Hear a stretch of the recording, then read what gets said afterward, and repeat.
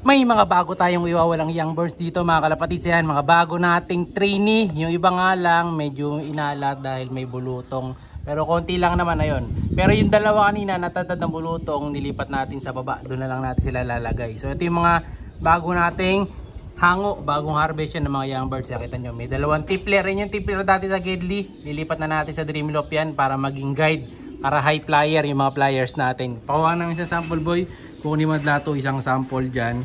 So kukunin niya yung eto, meron tayo ditong Imbrek Alphonse. Ayan, so ito yung anak nung dating Alphonse na pinakita ko sa inyo. So ito na yung kinalabasan. Ay napakaganda. Isang red check na Imbrek, napakalaki ng katawan. Kita niya solid na solid ang katawan. Tapos one tail din.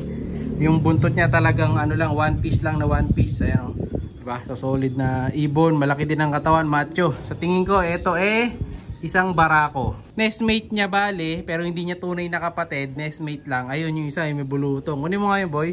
Medyo minalas lang dahil nagabulutong sa mukha. Pero matutuyo din naman yan. Ayun, lalagyan ni Madlato sa taas yan eh. Ayan, lalagyan na sa training box. Lahat to. So 1, 2, 3, 4, 5, 6, 7, 8, 9. Siyam na kalapati lalagay natin doon sa taas. Ito yung isa oh. No? Isip ko yung maganda pangalan dito. Pero ako may naisip na ako pangalan dito. Si ano to? Si Trevor. Trevor ang pangalan niyan mga kalapatid. Sa yung nasa ano nyo, mukha niya oh. Laki, di ba? So para siyang may kuntil. Ayan oh, para siyang ano, yung flower horn na isda. Ganun naging itsura. Tinatry kong alisin kanina pero hindi pa, check mo mga boy. Hindi pa ganun katigas, no? Parang masasaktan pa, no? Pag inalis. Hindi pa ganun ka-dry. Pero pag kasi dry na yan, madali nang tuklapin, no? Para lang siyang tigyawat na pag tinanggal mo pag tuyo na. Parang yung ano, yung langib sa sugat, parang ganun lang. Madaling alisin. Pero ito medyo ano pa, hindi pa ganun ka-dry. Pero okay lang yan, no? Pag natanggal naman yan, makinis na siya ulit. So akit natin lahat to. And then mag-inject din tayo ng mga young birds natin ngayon. Marami tayong babaksinan. So ilang ibon babaksinan dun boy? Nasa 10 mahigit. Mga ganun, mga 10 mahigit ang ibabaksin natin para sa next na laban na mag-start ng July. Ayan, sabi kasi July eh. Pero hindi ko alam kasi may dalawa pang club na nilalaroan tayo. Baka yung kasi baka mas maaga pa.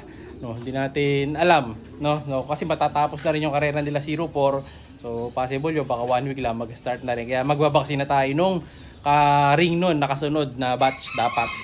So kita muna namin to isa-isa. Siya si Idol Madla, nakakahanga, may mga hawak, gandang linyada. Ika'y inspirasyon kung bakit hanggang ngayon ako'y palaging kumakarera. Ikaw muna wait lang at makinig sa aking sasabihin. Talagang nakakabilib, simpleng taong namumuhay walang yung mga bago nating YB, eto na sila, tuwan-tuwa na sila dito sa kanilang bagong loob dahil at least dito medyo maluwag-luwag, makakalipad-lipad. And then naglilinis nga tayo today kasi ano ko yan, kaya may basa-basa dahil ini-spray natin ng alcohol yan. Ayan.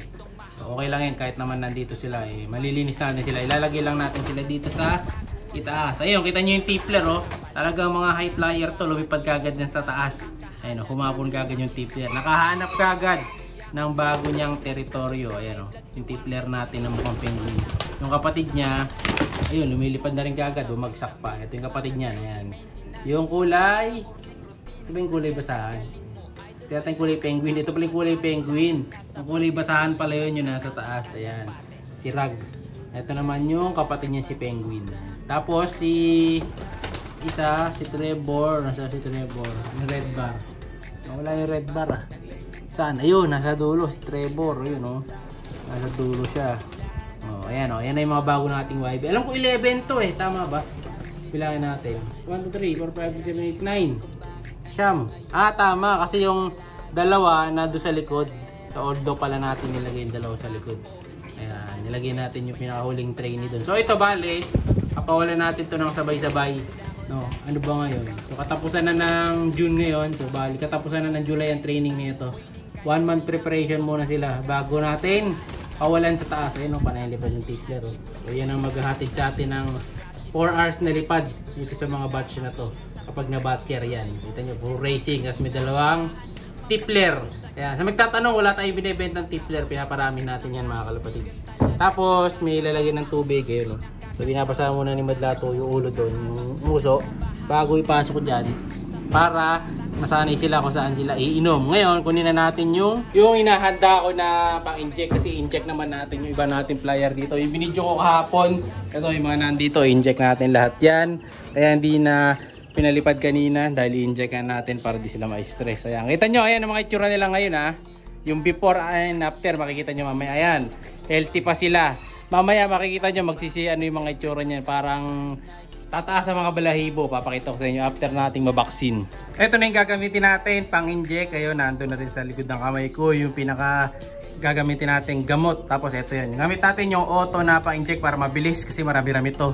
Saka para isang salang lang. Yung sobra dito, alisin din natin yan. Tatapon natin kasi nga nabuksan na natin. Baka kasi magamit natin na expire, kaya alisin na natin. Or kung may sobra, sa iba natin bibigay sa mga manok, pwede rin naman yan. Saka sa likod, tutusukan na rin pala namin yung iba dun. Maganda to kasi pang pang maramihan talaga. Unlike dun sa syringe na pang konti. Tingnan natin kung may sobra. So ayan ha.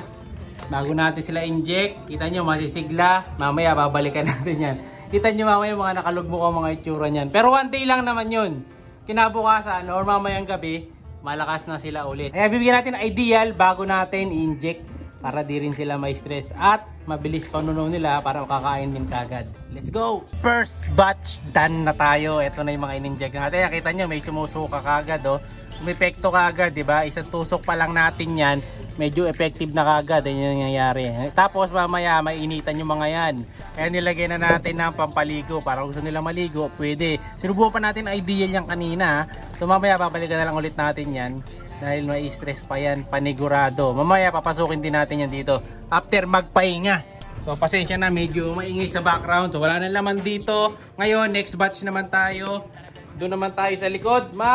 Tuturok sa likod, kaya yung mga flyer natin sa Speedbird. Na-inject ko na rin yung mga nandito mga kalapatids, pero matitibay yung mga warriors natin dito sa likod ha. Mukhang walang masyadong nararamdaman yung mga ibon natin dito. Ito yung grizzle, masiglang masigla. Yung iba tingnan natin kung mayroong sign na nagsusuka. Ito mukhang wala naman, mukhang okay naman siya. Ayan. Ito lahat to na natin yan, naturuan natin ng anti-sipon. O di na sila ganong sisipunin. Ayun, may sign. Ayan o. May suka. Kala ko itlog ng suso eh. Hindi pala. O, ayan yung mga tinusukan natin o. Lahat nung nandito sa section na to. Ayan, sila yan. Lahat yan. O, masisigla naman. O, diba? May stress lang talaga yan for few hours. Pero after nun, malakas na ulit. Ayan o. So, sa taas, check natin. Ito si Kobe, tinurukan ulit natin to.